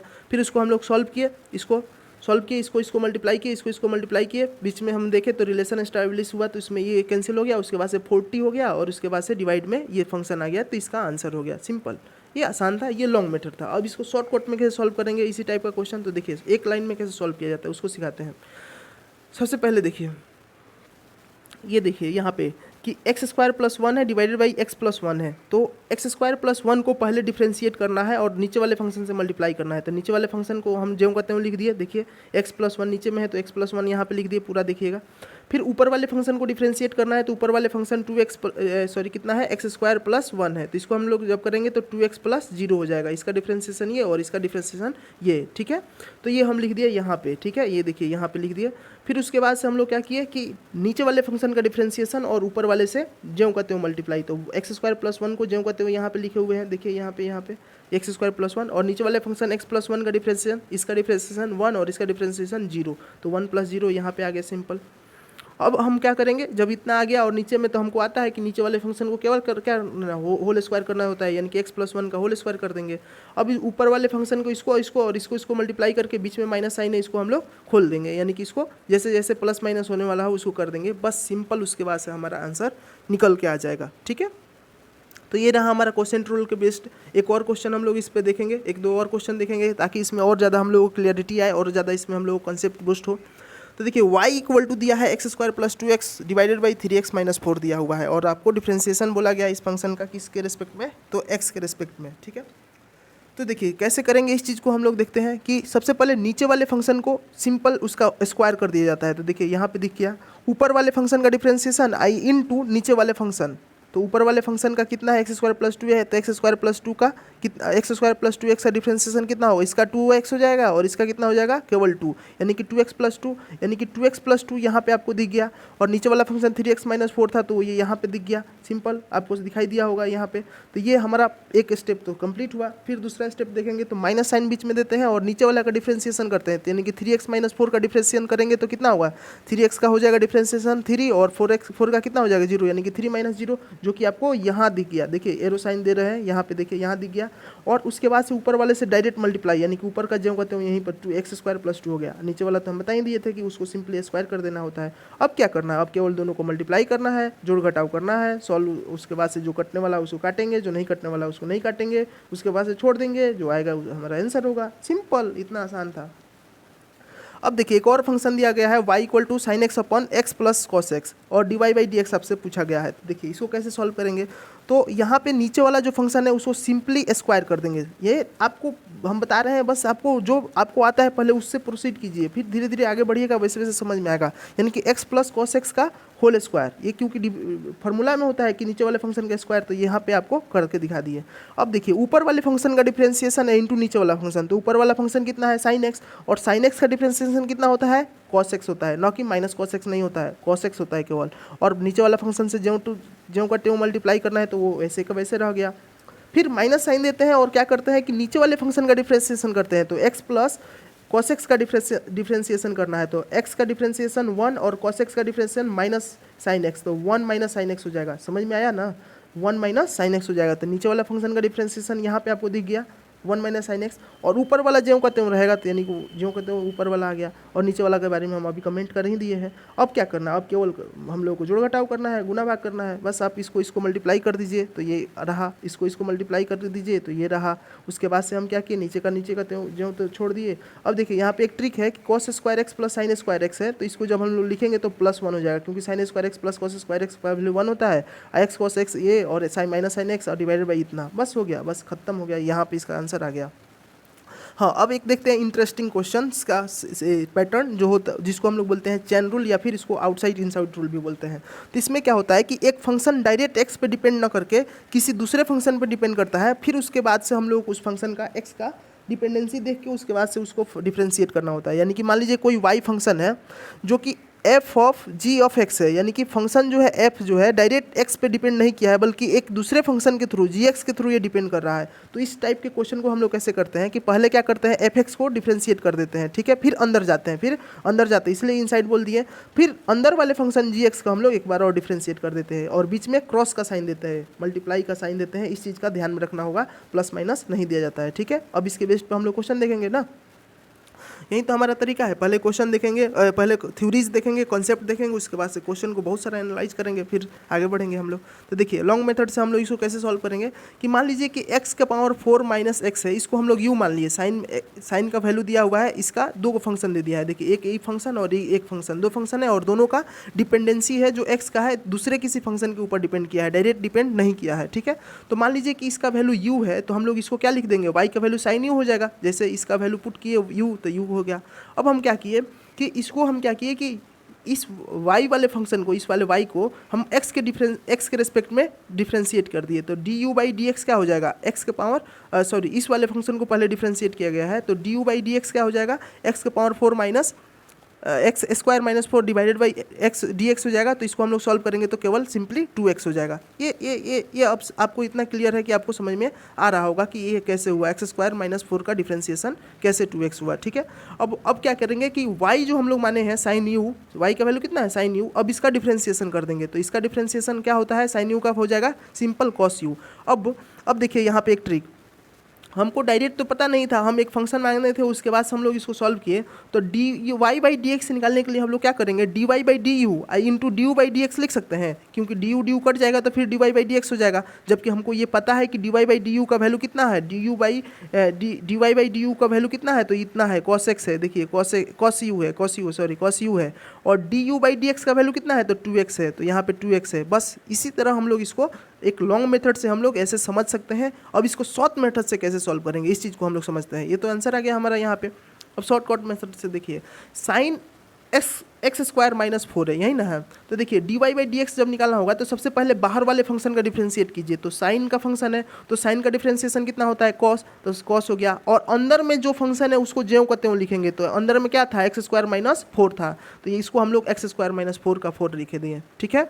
अच्छा, अब आगे हम लोग चलेंगे, फिर अंदर में घुसेंगे तो और फंक्शन देखेंगे, तो और फंक्शन है, तो है कौन है, तो एक्स स्क्वायर माइनस 4। अब ये एक्स स्क्वायर माइनस 4 को डिफ्रेंशिएट करेंगे और उसके पहले हम लोग एक क्रॉस का साइन देंगे। तो एक्स स्क्वायर माइनस 4 का डिफ्रेंशिएशन कितना होगा, 2x माइनस 0। तो इसको हम लोग यहाँ पे डिफ्रेंशिएट कर दिए। फिर अब इसको सॉल्व कर देंगे, तो इसको सॉल्व करेंगे तो कितना हो जाएगा, 2x into cos x square minus 4। ये सिंपल शॉर्टकट मेथड से सॉल्व हुआ।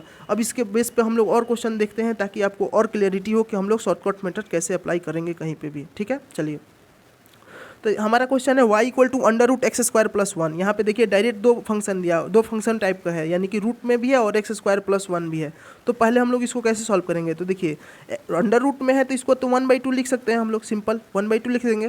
तो एक्स स्क्वायर प्लस 1 का पावर 1/2 हो जाएगा। और इसको हम लोग पता है कि जब भी किसी चीज़ का फंक्शन का पावर रहता है तो पावर नीचे आ जाता है, तो 1/2 यहाँ पे आ गया देखिए, और उस पावर में से 1 घट जाता है जो कि यहाँ पे घटा है। और फिर उसके बाद में हम लोग क्रॉस मल्टीप्लाई देंगे और अंदर में घुस के देखेंगे कि और कोई फंक्शन है, तो हाँ कौन है, तो एक्स स्क्वायर प्लस 1। तो एक्स स्क्वायर प्लस 1 का हम लोग जब डिफ्रेंसिएशन करेंगे तो कितना हो जाएगा, 2x प्लस 0।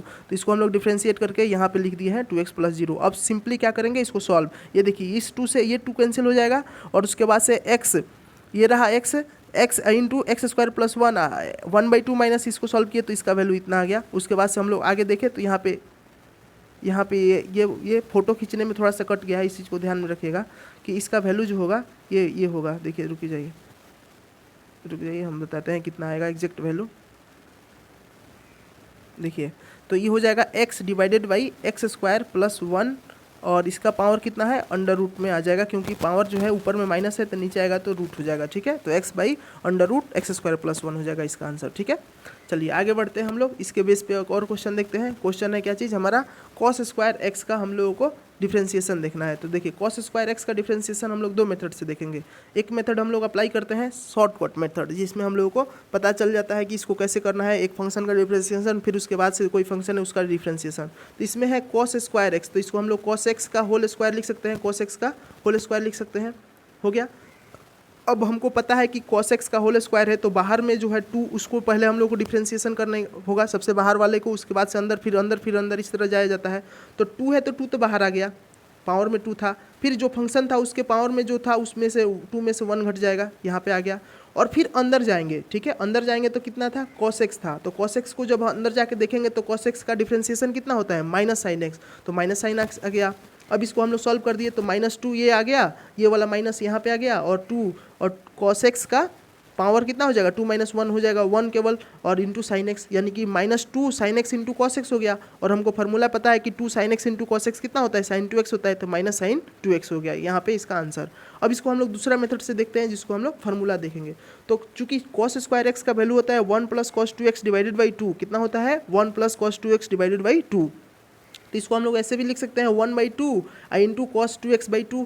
अब इसको हम लोग डिफ्रेंशिएशन करेंगे, इसके जगह पे हम लोग इस वाले पूरा वैल्यू को लिख देंगे 1/2 इंटू प्लस cos 2x/2। तो इसका डिफ्रेंशिएशन तो 0 हो जाएगा, और इसका डिफ्रेंशिएशन cos 2x/2 का कैसे करेंगे, तो देखिए डिवाइडेड बाई 2 है, तो 2 जब डिवाइड में रहता है तो क्या करते हैं हम लोग, सिंपली डिवाइड को हम लोग पावर जो भी रहता है कांस्टेंट, उसको हम लोग पावर को बाहर ले लेते हैं, तो 1/2 बाहर आ गया। और cos 2x है, तो cos 2x का डिफ्रेंशिएशन क्या हो जाएगा, cos का होता है माइनस साइन, तो माइनस साइन हो जाएगा, माइनस साइन 2x, अंदर में जो फंक्शन था 2x था तो 2x रहेगा। और फिर अंदर में डिफ्रेंशिएशन जब 2x का करेंगे, क्योंकि अंदर में क्या है 2x है, तो 2x का जब हम लोग करेंगे तो क्या हो जाएगा, 2x का डिफ्रेंशिएशन केवल 2 हो जाएगा। तो मल्टीप्लाई करके हम लोग 2 लिख दिए, यहाँ पे देखिए यहाँ पे 2 लिख दिया गया है मल्टीप्लाई करके। अब इसको हम लोग देखें तो 2 से 2 कैंसिल हो गया, और उसके बाद से माइनस साइन 2x हो गया, जो कि ये वैल्यू और ये वैल्यू दोनों सेम आ गया, यानी कि आंसर हमारा करेक्ट है, ठीक है। अब एक और क्वेश्चन हम लोग देखते हैं। इसमें क्वेश्चन में हमसे पूछा गया है कि कॉस एक्स क्यूब का वैल्यू बताइए। देखिए दोनों में डिफरेंस है, एक बात हम आपको बता देते हैं। कॉस एक्स क्यूब और कॉस स्क्वायर एक्स, ये दोनों ऐसे ऐसे नहीं समझ में आएगा आपको, एक्स स्क्वायर के टर्म में लिखते हैं। देखिए कॉस एक्स का होल क्यूब, ठीक है, कॉस एक्स का होल क्यूब या फिर कॉस क्यूब एक्स, ये दोनों क्या है, सेम है। बट सेम क्या नहीं है, कॉस एक्स क्यूब ये सेम नहीं है। ये दोनों सेम है आपस में, बट ये सेम नहीं है। कॉस एक्स क्यूब का मतलब ये एक्स पे है और इसका मतलब कि ये इस वाले फंक्शन पे है, कॉस एक्स पे है, ठीक है। तो ये समझिए, तो यहाँ पे है अंदर वाले पे क्यूब लगा हुआ है, तो इसको हम लोग कैसे करेंगे, डी बाई डी एक्स करेंगे। तो कैसे करेंगे, तो देखिए इसको हम लोग डिफ्रेंशिएट सिंपली करेंगे कि हमको कॉस का वैल्यू का पता है कि डिफ्रेंशिएशन क्या होता है, साइन होता है। तो कॉस का क्या होगा, साइन। तो साइन हम लोग करेंगे, तो कॉस का जब हम लोग डिफ्रेंशिएशन करेंगे तो साइन हो गया, लेकिन क्या इसमें माइनस साइन आता है, तो हाँ माइनस साइन भी आता है। तो कॉस एक्स क्यूब का हो जाएगा माइनस साइन एक्स क्यूब। और फिर अंदर जाएंगे तो क्या मिला हमको, एक्स क्यूब मिला। तो एक्स क्यूब का डिफ्रेंशिएशन क्या होगा, 3 इंटू एक्स के पावर 3 माइनस 1 यानी कि 3x स्क्वायर। तो इसको हम लोग सिंपली इसको मल्टीप्लाई कर दिए, उसके बाद से हमारा आंसर आया। यहाँ पे कुछ बात आपको ध्यान में देना था कि क्या देना था ध्यान में, कि एक्स क्यूब था यहाँ पे, न कि कॉस क्यूब एक्स था। अगर कॉस क्यूब एक्स रहता तो इसका पहले होता 3 कॉस एक्स, सॉरी 3, देखिए कैसे होता है इसको हम बताते हैं। अगर देखिए एक चीज़ हम यहाँ पर लिख देते हैं, आपको समझना होगा कि कॉस क्यूब एक्स रहता तो इसको हम लोग कैसे करते हैं। देखिए इसका हो जाता है 3 कॉस स्क्वायर एक्स इंटू, उसके बाद अंदर जाते, तो अंदर जब जाते तो क्या आता, माइनस साइन एक्स, तब जाके इसका आंसर आता। ये होता हमारा एक लाइन में आंसर, ठीक है। क्योंकि इसमें ये यहाँ पे था, लेकिन क्वेश्चन में हमसे यहाँ पे पूछा गया है, तो यानी कि फंक्शन का अंदर वाले में था क्यूब, इसलिए हमको इसको सॉल्व इस तरीका से करना होगा, ठीक है। अब एक और अच्छा क्वेश्चन है जो कि इस पर हम गुड लिखे हुए हैं, यानी कि ये क्वेश्चन अच्छा है, इसको कैसे सॉल्व करेंगे इस चीज़ को हम लोग देखते हैं। देखिए हमसे बोला गया है कि x का वैल्यू ft4 है और y का वैल्यू bt क्यूब है, तो dy बाई डी एक्स बताना है। तो देखिए यहाँ पे तो t का फंक्शन है, हमको dy बाई डी एक्स बताना है। तो कुछ नहीं, बस इसको हमको t के रिस्पेक्ट में डिफ्रेंशिएट करेंगे, इसको हम लोग t के रिस्पेक्ट में करेंगे और देखेंगे कि हाँ एक ऐसा रिलेशन स्टेबलाइज करके कि दोनों में ऐसा रिलेशन हो जाए कि dy by d x form मिल जाए हमको। तो dy बाई डी एक्स करने से पहले हम लोग dt by d x by d t और dy बाई डी टी निकालते हैं। तो देखिए AT4 है, तो जब हम इसको डिफ्रेंशिएट करेंगे तो 4 तो है बाहर, ये तो है कांस्टेंट, यहाँ पे ये क्या है, कांस्टेंट है, तो ये तो बाहर आ गया, ये तो बाहर आ गया। और T4 है तो 4 पावर में है तो पावर का नीचे आ जाएगा, तो 4 हो गया। और यहाँ पे 4 माइनस 1 जब करेंगे तो 3 हो जाएगा। सिंपल 4AT क्यूब कर दिया एकदम शॉर्टकट में।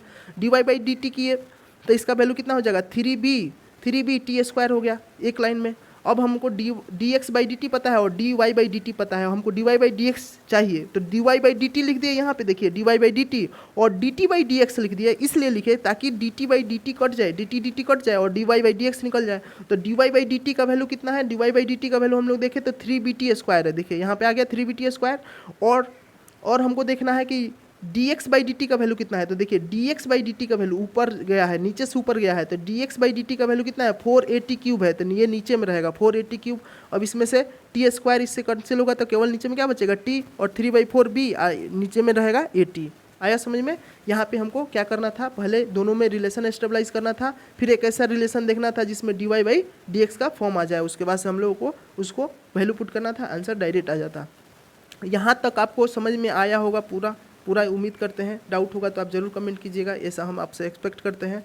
अब हमको जब ये डिफ्रेंशिएशन आ गया पूरा करना, चेन रूल आ गया, क्वोशिएंट रूल आ गया, प्रोडक्ट रूल आ गया, तो हम लोग आगे बढ़ते हैं और देखते हैं डबल डिफ्रेंशिएशन। और डबल डिफ्रेंशिएशन क्या होता है, नाम से ही क्लियर हो रहा है लगभग कि डबल यानी कि 2 बार, यानी कि 2 times differentiation of a differentiable function is known as double differentiation. Simple shortcut method से हम आपको समझाने की कोशिश कर रहे हैं कि अगर 2 टाइम्स डिफ्रेंशिएशन करते हैं किसी डिफरेंशियल फंक्शन को, जो कि दोबारा हो जाए डिफ्रेंशिएशन, उसी को हम लोग डबल डिफ्रेंशिएशन करते हैं। तो मान लीजिए कि f(x) एक डिफरेंशियल फंक्शन है, तो f'(x) is called first derivative यानी कि पहला डिफरेंशिएशन, एंड f'(x) यहाँ पे फिर यहाँ पे मिस्टेक हुआ है, देखिए यहाँ पे आप लगा दीजिएगा डबल डैश, क्या लगाइएगा यहाँ पे, डबल डैश, सॉरी यहाँ पे आप पढ़िएगा तो क्लियर हो जाएगा कि f'(x) is called first derivative and derivative of f'(x) is known as second derivative and written as. इसको लिखा कैसे जाता है कि f'(x) का डेरिवेटिव, यहाँ पे f'(x) का डेरिवेटिव या फिर f का डबल डेरिवेटिव, दोनों तरीका से आप लिख सकते हैं। आ रहा है समझ में कि f'(x) का एक डेरिवेटिव या एफ डैश का डबल डेरिवेटिव, एक साथ ही दोनों को आप जैसे लिखना चाहें आप लिख सकते हैं। दूसरा तरीका क्या है कि अगर y equal to F x है तो d y by d x को एक बार और डिफ्रेंशिएट करना है, यानी कि d two y by d x square. तरीका है यही लिखने का, आपको ऐसे ही लिखना होता है d two y by d x square, यानी कि यही है हमारा तरीका जिसमें डबल डेरिवेटिव हमको इसको बोलते हैं। इस पे हम बेस एक क्वेश्चन करते हैं ताकि आपको पूरा क्लियरिटी हो जाए कि इसको हम लोग कैसे सॉल्व करते हैं। तो दिया गया है क्वेश्चन में कि x cos x है और इसको डबल डेरिवेटिव आपको बताना है। तो सबसे पहले इसके लिए हमको फर्स्ट डेरिवेटिव निकालना होगा, फिर उस डेरिवेटिव का जो आएगा वैल्यू उसका एक बार और कर देंगे तो डबल डेरिवेटिव कहलाएगा। तो f dash x equal to हो जाएगा d by d x into f x, ठीक है। तो अब इसका वैल्यू एफ एक्स का वैल्यू कितना है, तो एक्स कॉस एक्स है। अब इसको हम लोग देखेंगे तो यू इंटू वी के फॉर्म में है, यू इंटू वी वाला क्वेश्चन हम लोग बहुत अभी प्रैक्टिस करके आए हैं। तो इसका तो पहला वाला का क्या करेंगे हम लोग, इसमें तो यू इंटू वी का फॉर्म है तो इसमें किसी को पहले डिफ्रेंशिएट कीजिए और दूसरे से मल्टीप्लाई कर दीजिए, इसमें नहीं फ़र्क पड़ेगा क्यों, क्योंकि इसमें प्लस रहता है।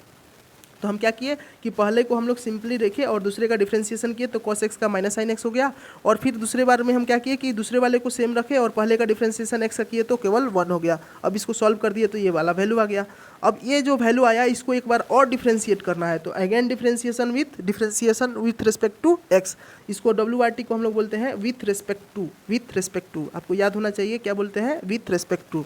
तो एफ डबल डैश एक्स यानी कि D of f x of x, यानी कि इसको डबल डेरिवेटिव, तो इसको हम लोग एक बार और करेंगे इसको डेरिवेटिव, तो क्या हो जाएगा cos x का तो माइनस साइन हो जाएगा और इसका फिर u इंटू वी आएगा। देखिए ये अंदर में जाएगा तो फिर इसको भी डेरिवेटिव करने के लिए हमको u इंटू वी का फॉर्म लगाना पड़ेगा।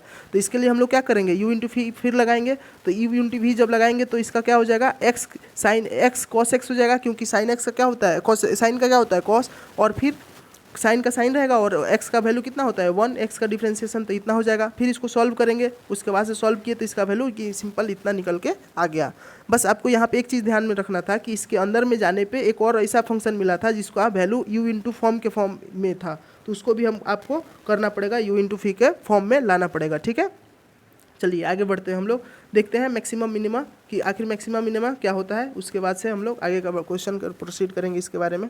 देखिए मैक्सिमम और मिनिमम वैल्यू क्या होता है कि मैक्सिमम और मिनिमम वैल्यू किसी भी जब फंक्शन को हम लोग ड्रॉ करते हैं ना किसी चीज़ का ग्राफ, तो यहाँ पे इसका वैल्यू क्या होगा, यहाँ पे क्या वैल्यू होगा, यानी कि उसका मैक्सिमम उस फंक्शन का क्या होगा वैल्यू, मिनिमम वैल्यू क्या होगा, उसी को मैक्सिमम मिनिमा के नाम से जाना जाता है, ठीक है।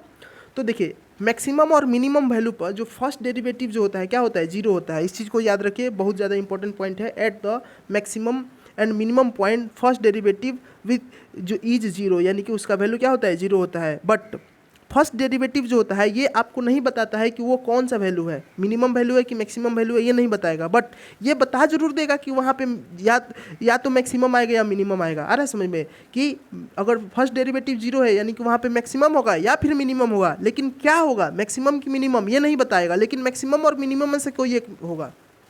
आ रहा है समझ में। चलिए तो इसके लिए क्या करना होगा, मैक्सिमम और मिनिमम वैल्यू फाइंड आउट करने के लिए, तो इसके लिए आपको सेकेंड डेरिवेटिव निकालना होगा। सेकेंड डेरिवेटिव क्या होता है, वहीं जो अभी हम आपको पढ़े थे ना कि एफ को डबल डेरिवेशन करना ही सेकेंड डेरिवेटिव कहलाता है, ठीक है। तो अब इसको कैसे करते हैं, कंडीशन क्या है इसका, तो देखिए मैक्सिमम हो वो पॉइंट और मिनिमम हो वो पॉइंट, इसके लिए कंडीशन है कि पहला कि आपको डिफ्रेंशिएशन वहाँ पे फर्स्ट डेरिवेटिव जीरो होना चाहिए, यानी कि d y by d x का वैल्यू क्या होना चाहिए, जीरो होना चाहिए। अच्छा, और दूसरा कीजिए अगर d two y by d x x square, यानी कि सेकेंड डेरिवेटिव अगर उसका वैल्यू जीरो आ रहा है, जीरो से कम आ रहा है, सॉरी, अगर सेकेंड डेरिवेटिव का वैल्यू जीरो से कम आ रहा है तो वो पॉइंट कौन सा है, मैक्सिमा। और अगर d y by d x zero है और सेकेंड डेरिवेटिव का वैल्यू उस पॉइंट पे जीरो से ज़्यादा आ रहा है तो यानी कि वो पॉइंट है मिनिमा। अब इस चीज़ को ध्यान में रखिएगा, मैक्सिमा में जीरो से कम होता है, मिनिमा में जीरो से ज़्यादा होता है, ट्रिक है याद रखने का। अब एक क्वेश्चन करेंगे पूरा क्लियर हो जाएगा, सिंपल।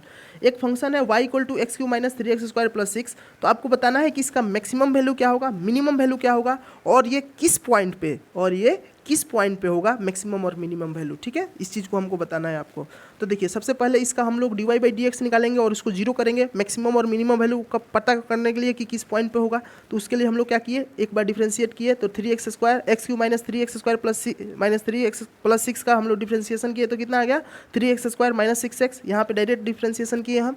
अच्छा, इसको हम लोग क्या करना होगा, जीरो करना होगा ताकि हमको वो पॉइंट मिले जहाँ पे इसका वैल्यू जीरो ऑकर कर रहा है मैक्सिमम मिनिमम, तो इसको जीरो किए तो यहाँ पे 3x कॉमन हुआ, x माइनस 2 हुआ, उसके बाद से 0, उसके बाद से हमको वैल्यू निकल के आ गया 0 और 2, यानी कि 0 और 2 ऐसा पॉइंट है जहाँ पे या तो मैक्सिमम वैल्यू होगा या फिर मिनिमम वैल्यू होगा, बट किस पे मैक्सिमम होगा किसका मिनिमम होगा ये तो अभी पता नहीं चला। इसके लिए क्या करना होगा, तो सेकेंड डेरिवेटिव निकालना होगा, किसका, तो इसी वाले फंक्शन का। तो देखिए ये एक बार तो हम लोग डेरिवेटिव निकाल दिए हैं, 3x² माइनस 6x आया है। अब इसको केवल एक बार और डिफरेंशिएट करेंगे तो इसका वैल्यू कितना हो जाएगा, 3 टू जा 6x माइनस 6 हो जाएगा। तो ये रहा हमारा सेकेंड डेरिवेटिव।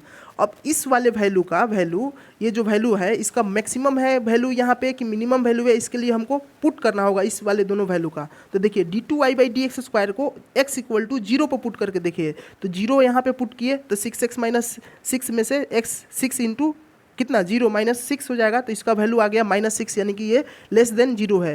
तो लेस देन जब 0 है, 0 से छोटा है, तो यानी कि इस वाले पॉइंट पे मैक्सिमम वैल्यू आएगा। आ रहा है समझ में? अच्छा, और एक वैल्यू देखते हैं हम लोग यहाँ पे d2y/dx² का जो वैल्यू है यह 2 पे कितना आ रहा है, यानी कि 2 पुट करके देखेंगे तो 2 पुट किए तो 6 2 जा 12 माइनस 6 यानी कि 6, यानी कि 0 से बड़ा आ गया, यानी कि ये वैल्यू क्या है यहाँ पे क्या देगा, मिनिमा देगा। अब समझ में आया कि मैक्सिमा कैसे निकालते हैं, मिनिमा कैसे निकालते हैं, समझ में आ गया होगा। यानी कि हमको पहले क्या करना होगा, फाइंड करना होगा फर्स्ट डेरिवेटिव, वहाँ पे 1-2 पॉइंट निकलेगा, उस 2 पॉइंट का हमको क्या करना होगा, उसका वैल्यू पुट करना होगा सेकंड डेरिवेटिव निकाल के। अगर वो 0 से कम आ गया तो वो मैक्सिमा पॉइंट देगा वहाँ पे, और 0 से ज़्यादा आ गया यानी कि वो मिनिमम पॉइंट देगा वहाँ पे। अब उसका वैल्यू कितना होगा, इस चीज़ को कैसे निकालेंगे, तो उसके लिए हमको क्या करना होगा, किस पे 0 के किस पे क्या आया है, तो मैक्सिमा वैल्यू आया है किस पे, 0 पे। तो 0 हम लोग उस फंक्शन में पुट करेंगे। फंक्शन क्या था, x³ माइनस 3x² माइनस 6 था ना, प्लस 6 था ना, इस वाले फंक्शन में हम लोग 0 पुट करेंगे तो 6 आएगा, तो ये होगा हमारा मैक्सिमम वैल्यू। अब मिनिमम वैल्यू कैसे निकलेगा, तो इसी वाले फंक्शन में हम लोगों को क्या पुट करना है, 2 पे ना मिनिमम था, तो 2 पे पुट करेंगे तो इसका वैल्यू हो जाएगा 2, तो ये हो गया मिनिमम वैल्यू। देखिए यहाँ पे 3 पॉइंट है, एक कि किस पॉइंट पर मैक्सिमम वैल्यू होगा और मिनिमम पॉइंट होगा, तो ये 0 और 2 था उसका मैक्सिमम और मिनिमा का पॉइंट। अच्छा, मैक्सिमा और मिनिमा का जब पॉइंट पता चल गया तो उसके बाद से हमको देखना होगा कि किस पे मैक्सिमा होगा और किस पे मिनिमा होगा। तो इसके लिए सेकेंड डेरिवेटिव किए हम लोग, तो पता किए कि 0 पे आया मैक्सिमा और 2 पे आया मिनिमा, ठीक है, 0 पे आया मैक्सिमा और 2 पे आया मिनिमा, ठीक है, ये आया। अब इस वाले पॉइंट को हम लोग उस फंक्शन में ले जाकर पुट कर देंगे और वहाँ पे जो वैल्यू आएगा वो होगा हमारा मैक्सिमम वैल्यू और मिनिमम वैल्यू। Thanks God. तो यहाँ पे आपका हुआ ये चैप्टर कंप्लीट। डिफरेंशिएशन का जितना भी सारा कॉन्सेप्ट था वो आपको हम दे चुके हैं, उस पर बेस्ड हम बहुत अच्छा क्वेश्चन कराए हैं। जेईई एडवांस लेवल का बुक से हम आपको कवर किए हुए हैं, HC वर्मा का बुक था उससे भी हम क्वेश्चन देख के कवर किए हैं ताकि आपको पूरा क्वेश्चन का नॉलेज हो जाए। अब हम आपको दे रहे हैं कुछ टेस्ट, आपको डिफ्रेंशिएशन करना है इस वाले फंक्शन सब का, तो हम इसको थोड़ा सा डिस्कस कर देते हैं कि 9 है, पाई का पावर 4 है, 2e⁻³ है, इस सबको सॉल्व करना है आपको। तो देखिए जब भी कांस्टेंट रहता है तो उसका 0 हो जाएगा, ये भी पाई का पावर 0 हो जाएगा, इसमें 2 बाहर आ जाएगा और e⁻³ है तो इसका तो फंक्शन का यही होता है, तो 2e⁻³ का 2e⁻³ ही हो जाएगा। इसको हम लोग को इसको सब आसान है। अब आपको करना है, अगर आपको कोई सा भी डाउट है तो आप उसको कमेंट कीजिएगा, हम उसका सॉल्यूशन आपको PDF फॉर्म में अपलोड कर देंगे, या फिर अगर ज़्यादा ज़रूरी हुआ तो हम उसको सॉल्व करके आपको एक दूसरा वीडियो बना देंगे इसका सॉल्यूशन का। आप देखिए इसमें है प्रोडक्ट रूल, ये भी प्रोडक्ट रूल, ये भी प्रोडक्ट रूल और ये भी प्रोडक्ट रूल का फॉर्म है। ये है क्या चीज़, 10³ x है और ये 10x² है। चलिए इन दोनों को हम थोड़ा सा डिस्कस कर देते हैं। तो 10³ x है यानी कि इसका पहले 3 × 10x आई इंटू फिर 10x का डिफ्रेंशिएशन करेंगे, बट 10x² है यानी कि पहले हम 10x का करेंगे और उसके बाद से x² का करेंगे। समझ में आया ना दोनों में डिफरेंस। बाहर वाले फंक्शन में x³ था, इसमें बाहर में क्या है 10 है, तो दोनों को अलग अलग हम लोग को करने का तरीका बता दिए हैं, ठीक है। उसी तरह ये भी एक चेन रूल का है, ये तीनों चेन रूल का है, ये प्रोडक्ट रूल का है, ये है simple linearly dependent differentiable function का है। एक और क्वेश्चन है जिसमें आपसे बोला गया है कि x का वैल्यू दिया है, y का वैल्यू दिया है और dy/dx बोला गया है, जबकि x और y जो है थीटा पे डिपेंड कर रहा है। तो पहले हम लोग dx/dθ निकालेंगे, फिर dy/dθ निकालेंगे और फिर उसके बाद से रिलेशन स्टेबलाइज करेंगे जिसमें dy/dx आ जाए। उसके बाद से हमको सिंपली इसका आंसर निकल जाएगा। लास्ट में हम एक क्वेश्चन दिए हुए हैं कि पार्टिकल है जो कि रेस्ट से शुरू कर रहा है और इसका एंगुलर वैल्यू डिस्प्लेसमेंट है जो कि रेडियन में दिया गया है, θ = t² डिवाइडेड बाई 20 + t/5। तो आपको एंगुलर वेलोसिटी बताना है। तो देखिए एट किस पॉइंट पे, तो 4 सेकंड पे। तो देखिए एंगुलर वेलोसिटी का फॉर्मूला होता है dθ/dt, ठीक है, dθ/dt। तो dθ/dt तो आपको डिफ्रेंशिएशन करना है तो इसको डिफ्रेंशिएट कर दीजिएगा, जो वैल्यू आएगा वहाँ पे आप 4 रख दीजिएगा तो उसका डायरेक्ट आपको वैल्यू क्या आ जाएगा, एंगुलर वेलोसिटी का वैल्यू आ जाएगा। तो ये रहा आपके लिए होमवर्क, आप इसको सॉल्व कीजिएगा। आपको कोई सा भी डाउट हो तो आप इसको हमको जरूर कमेंट करके पूछ लीजिएगा। आसान क्वेश्चन है, आप इसको क्वेश्चन को अगर सॉल्व कर लेते हैं पूरा का पूरा 100%, यानी कि आपको डिफ्रेंसिएशन में अब आपको कोई सा भी प्रॉब्लम नहीं होगा। अगर आपको थोड़ा सा भी डाउट है तो पहले इस वीडियो को फिर से देखिए, जहाँ पे जिस क्वेश्चन में किस कॉन्सेप्ट में डाउट हो उसको देखिए, उसका फिर से सॉल्यूशन कीजिए। क्वेश्चन जो भी हमको सॉल्व किए उसको अपना सॉल्व कीजिए, फिर इसको रीट्राई करके रीअटेम्प्ट लीजिए। ठीक है, डायरेक्ट आंसर के पीछे मत पड़िए कि इसका आंसर क्या होगा। डायरेक्ट आंसर के पीछे पड़िएगा तो आपको हो सकता है कि आपको उस चीज़ को आप ज़्यादा दिन तक याद नहीं रख पाए। ठीक है, तो यहाँ पे हम अपना वीडियो करते हैं कंप्लीट। और ये रहा, हम आपको फिर से याद दिला देते हैं कि इसका PDF वर्जन जो है PDF डिस्क्रिप्शन में आपको मिल जाएगा, वहाँ पे जाइए, लिंक पे क्लिक कीजिए, आपको डायरेक्ट वो वीडियो का इसका PDF डाउनलोड हो जाएगा। और जाते जाते हम आपसे कहना चाहते हैं कि अगर आपको वीडियो अच्छा लगा हो तो ज़रूर लाइक कीजिएगा, कमेंट कीजिएगा आप अपना डाउट को, शेयर कीजिए अपने दोस्तों के पास में जिनको ये ज़रूरत हो, और वीडियो चैनल को सब्सक्राइब ज़रूर कर लीजिएगा। ठीक है, चैनल सब्सक्राइब ज़रूरी है, बहुत ज़रूरी है। ठीक है, चलते हैं, मिलते हैं आपसे किसी दूसरे वीडियो में इसी तरह के। तब तक के लिए बाय बाय।